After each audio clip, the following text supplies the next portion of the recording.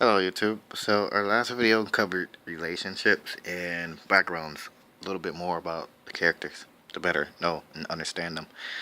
Uh, so I talked about Mana and whatnot, them and shit. But right now I wanted to give you guys a little bit more information on how I do the series and what I am currently working on, kind of. So right now here's a little clip because sometimes the best way to get an idea of how a story works is to um, either act it or voice act it. Especially if you want to, get yourself into the mood of the characters, or if you want to get that feel of their environment and what they're feeling at the time and such other stuff. So today I started something new. Uh, I was doing a little bit of voice acting or recording so I could remember certain phrases or remember certain feels for the story. So when I write later on, I could either remember exactly what it was I wanted to write or put the right feeling in the story from how I was feeling before. So it's a little different from what I usually do to write the series or talk about the series, but I thought it'd be pretty interesting. So here you go, guys. It's not perfect. It's not too much. I mean, it's not like professional and all this other stuff. It's just just a little something I did to see if it helped me put the series out more. So here goes. So your name's Exu. Good. Because we need heroes like you at this time. You see, our village has been overrun for quite a while by these treacherous.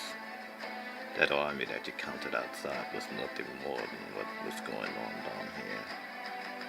They scout the area every now and then. They make sure there's no escapees, or if there's anybody they can capture. Think of it like this. It's kind of like a slavery. Let's see. We've been trying to fight back for our land and hold a little hostile resort against them. But the rebellion is not strong enough. We don't have enough men or weapons. They are dominators. Few of us meet up at night to come up with a counter strategy, but we just don't have the men for it, nor the skilled soldiers. We tried a couple of times, but we got caught. They torture us for this, so we won't do it again. But today, we've come up with a longer plan than we ever thought of. We are thinking about coming up with a counter plan that can actually wipe them out from the armies for good.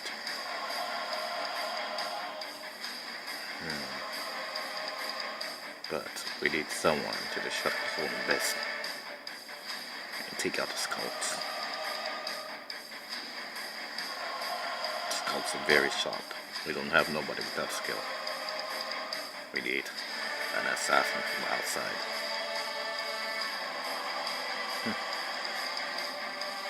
Well, that's pretty simple. I want something a little bit more challenging. Oh, you think you can take Scout out, man? We see tonight how you made out. If you can prove yourself, go ahead, wipe them all out for a weekend. Less man we lose, the better. I'll meet you later tonight. This is our only resort safe. We can hide you here, but I can't promise no one will find you. Alright now, until they meet again. So what that basically was right there is a sense from Emerald, which is the new story that I'm doing. Basically, it's 2004. It's March 4th right now. March 2nd and March 3rd, I and I made the story in 2009. March 2nd and March 3rd, is where I started the Emerald series, which is basically covering Exul's past. I could never, and I could tell you, never come up with a sense that made sense about his past and where he came from until May 2nd and May 3rd of 2014 from October 2009. That's how complicated this series is with its cluster fucking. So that's a sense from Emerald, which is after Exul awakens from his trance that he enters to go back into his childhood memories and experiences. Because after he recovers his memories, and it's funny because I'm doing this just after he recovers from his memories, he remembers who he was in his past. So when he wakes back up, he's a little bit different.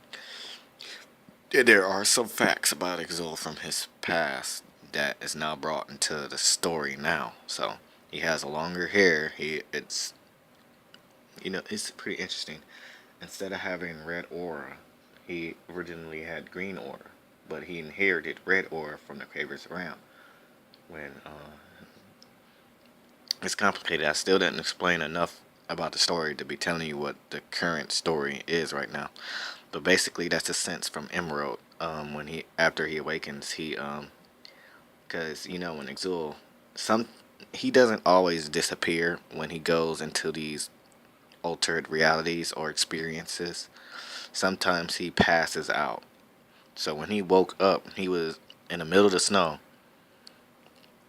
And sometimes he does disappear, but he reappears. He reappears in a random place, or he reappears in some unknown location. So when he woke up, he was in this snowy mountain, whatever type of field. Um, as he woke up, he noticed in the distance there was this army approaching him. Now, I've been doing this story for years, and whenever there's a sense where Exul is getting ready to be surrounded by a large number of individuals that has weapons or a large number of people that look like they are mercenaries, he expects to engage in battle. And Exul, he's very strong, he's very experienced in war.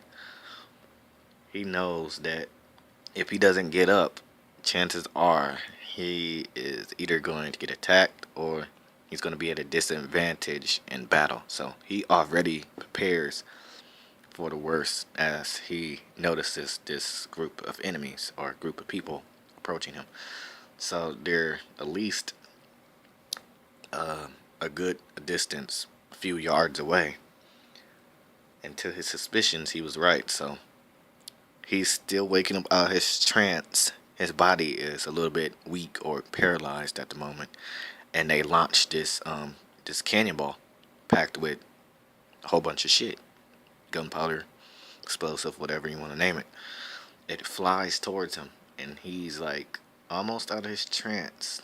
His strength is almost back, but at the last second, he gets fully conscious, and then he boosts himself into the air and evades the cannonball that was destined to land right on top of him and blow him to pieces. So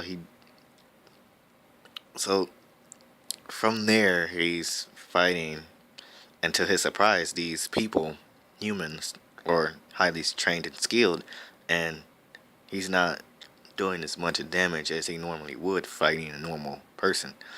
So he begins to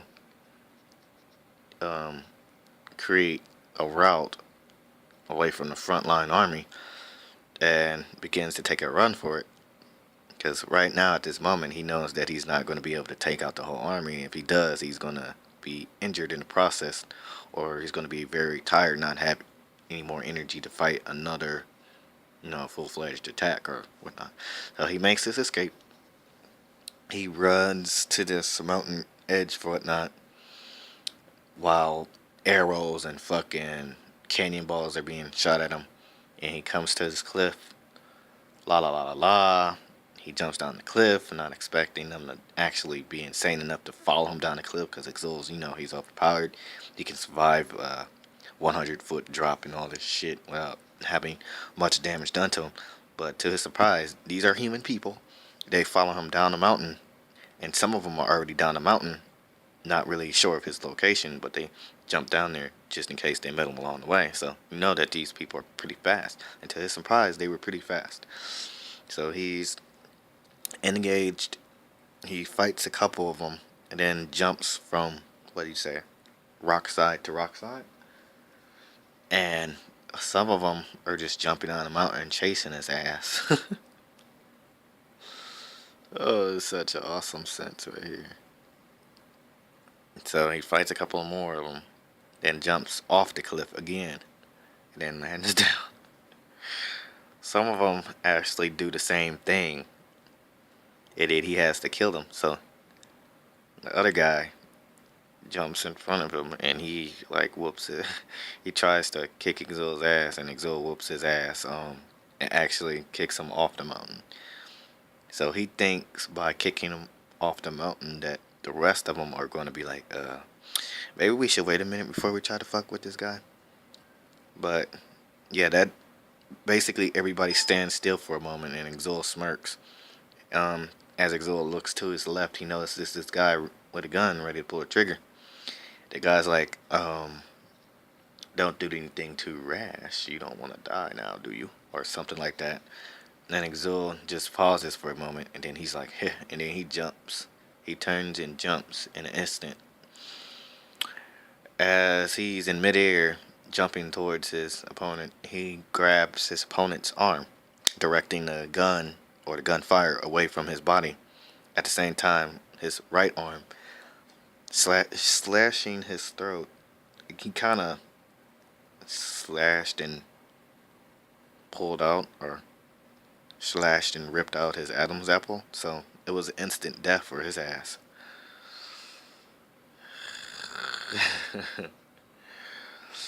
And at the same time, seizing control over the gun and his weapon at the same time,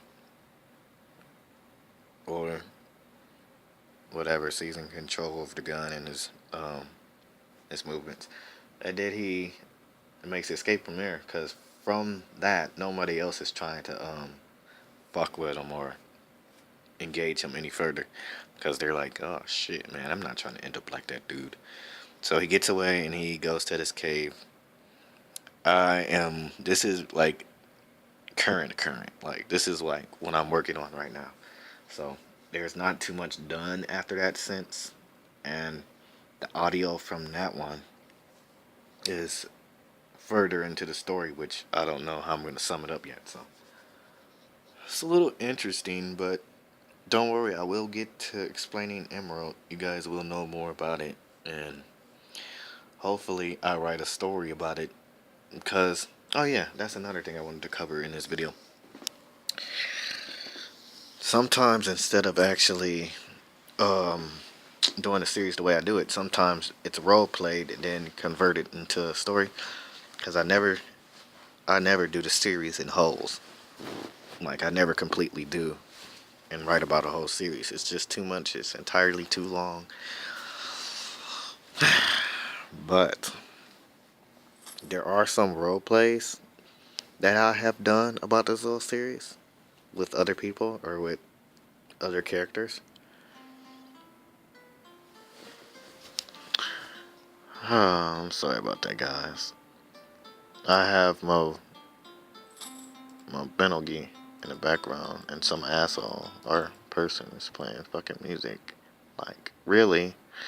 My character is sitting in the middle of nowhere, and you're in the middle of nowhere with me playing music right next to my ass. How annoying. So, totally lost track of where I was. But there's some role plays where I've done a story with people, and you can read the scripts from it. It's not a full series. Sometimes there are full series. I will put the link in the description, and if you guys want to, you can check them out.